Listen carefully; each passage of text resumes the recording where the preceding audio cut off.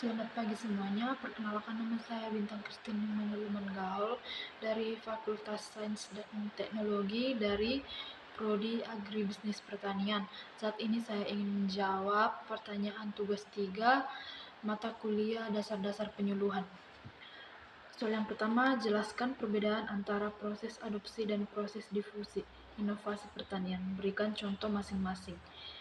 Adopsi adalah proses mental atau psikologis yang terjadi pada individu atau petani sejak mengetahui inovasi hingga memutuskan untuk menerima atau menolaknya.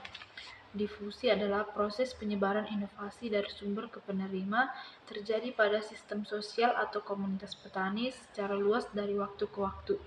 Contoh proses adopsi inovasi pertanian berfokus pada tahapan keputusan yang dialami oleh seorang petani, misalnya Pak Tani Budi, terhadap suatu inovasi baru seperti penggunaan varietas padi unggul baru atau VUB yang tahan hama. Contoh proses difusi inovasi pertanian berfokus pada penyebaran inovasi tersebut atau VUB tahan hama di antara komunitas petani atau sistem sosial dari waktu ke waktu.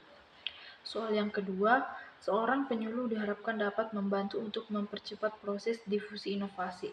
Terkait dengan hal ini, upaya-upaya apa yang dapat dilakukan oleh penyuluh? Jawaban, penyuluh pertanian memiliki peran sentral sebagai agen perubahan atau agent of change dan katalisator untuk mempercepat proses difusi inovasi. Upaya utama yang dapat dilakukan penyuluh untuk mempercepat difusi atau inovasi pertanian. Yang pertama, strategi komunikasi efektif dan berbasis bukti. 2. Peran fasilitator atau penghubung katalisator. Yang ketiga, edukator dan motivator yang kontekstual. Soal yang ketiga, salah satu jenis pendekatan penyuluhan adalah penyuluhan partisipatif. Mengapa disebut partisipatif?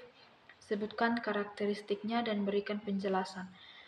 Jawaban, pendekatan penyuluhan disebut partisipatif karena melibatkan secara aktif petani atau masyarakat sasaran dalam keseluruhan proses penyuluhan. Inti dari partisipatif adalah bahwa petani tidak lagi hanya dianggap sebagai objek penerima informasi, melainkan sebagai subjek yang memiliki pengetahuan lokal. Karakteristik dan penjelasan penyuluhan partisipatif. Yang pertama, petani sebagai subjek atau pusat pembelajaran. Yang kedua, diagnosis masalah bersama. Ketiga, saling belajar dua arah. 4. Fleksibel dan adaptif. 5. Penggunaan metode visual dan aplikatif. Soal yang terakhir, bandingkan karakteristik jenis pendekatan sistem latihan dan kunjungan atau laku dengan jenis pendekatan partisipatif ditinjau dari segi tujuan, sasaran, organisasi, metode, dan peran penyuluh. Jawaban, perbedaan antara sistem latihan dan kunjungan atau laku dengan pendekatan partisipatif terletak pada arah aliran informasi, peran petani, dan fokus pengembangan. Laku adalah pendekatan top-down dari atas ke bawah, sedangkan partisipatif adalah bottom-up dari bawah ke atas. Demikian jawaban dari tugas 3 mata kuliah dasar-dasar penyuluhan. Semoga bermanfaat bagi kita semua. Terima kasih.